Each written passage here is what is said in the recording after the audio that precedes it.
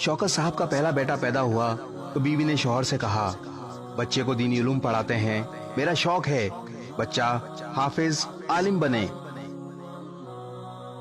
शौहर ने बीवी से कहा, हाफिज आलिम बनाकर इसे भूखा मारना है, मैं इसे बड़ा अफसर बनाऊंगा ताकि दुनिया का कामयाब इंसान बन सके।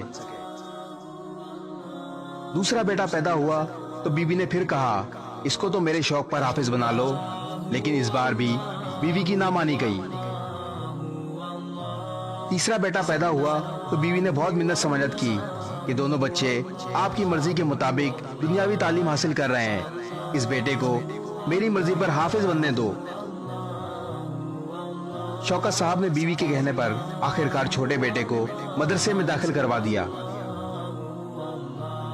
आखिर वक्त का पहिया घूमता रहा। बड़े दोनों बच्चे तालीम हासिल करने के बाद आला सरकारी ओहदों पर फाइज हो गए। छोटा बेटा हाफिज कारी आलिम बन गया। एक दिन शौकत साहब ने फखरिया अंदाज में बीवी से कहा, बड़े दोनों बच्चे आला सरकारी ओहदों पर फाइज हैं, अच्छा कमा रहे हैं, छोटा मौलवी बन गया है, वो जहां भी जाएगा इसके पूरे महीने की तनख्वाह बड़े बच्चों की हफ्ते की तनख्वाह के बराबर होगी। तुमने अपनी मर्जी करवा कर बड़ी गलती की है, इसका मुस्तकबिल तारीक कर दिया। बीवी ने शौहर से कहा, कल तीनों बच्चों का इम्तिहान लेते हैं, देखते हैं कौन सा बच्चा कामयाब होता है और कौन सा नाकाम।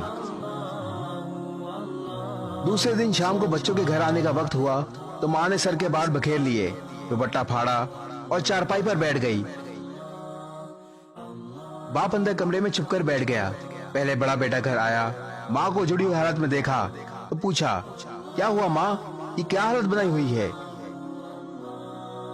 तो माँ ने कहा, तुम्हारे बाप ने मुझे मारा पीटा है।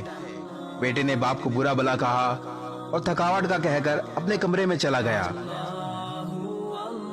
दूसरा बेटा आया, इसने भी माँ को बुरी हालत में देखकर वजह पूछी तो माँ ने शौहर को बदवाएं की और बताया कि तुम्हारे बाप ने मुझे मारा है।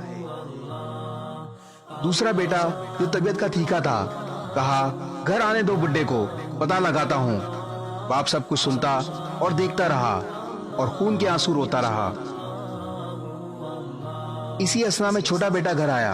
बेटे ने माँ को इस हालत में देखा तो एक दुख का झटका लगा और भागकर माँ के पास आकर कदमों में बैठ गया। माँ ने वही झूठी गढ़ी हुई कहानी सुनाई तो बेटे ने माँ का हाथ पकड़कर समझाया, अम्मी जान, अब्बू आपके सब कुछ हैं, बाप से भी ज्यादा हकूक शौहर के हैं। अगर अब्बू ने आपको कुछ कह दिया तो क्या हो गया, आपने अब्बू को कुछ कहा होगा तभी तो ये नौबत पेश आई होगी। कुछ भी नहीं हुआ अम्मी जान, दुख मत करें, अब्बू आपके सरताज हैं, सब कुछ हैं, हौसला करो अम्मी जान, सब्र करो और माफ कर दो। बाप सब कुछ सुन रहा था, बर्दाश्त ना हुआ तो भाग कर आया और अपने इसी बेटे के गले लगकर फूट फूट कर रोने लगा। शौकत साहब को अब एहसास हुआ कि बीवी का फैसला ठीक था। माँ बाप के आदाब इंग्लिश की किताबों में नहीं सिखाए जाते। माँ बाप के हकूक से आशना तो कुरान व हदीस करवाता है।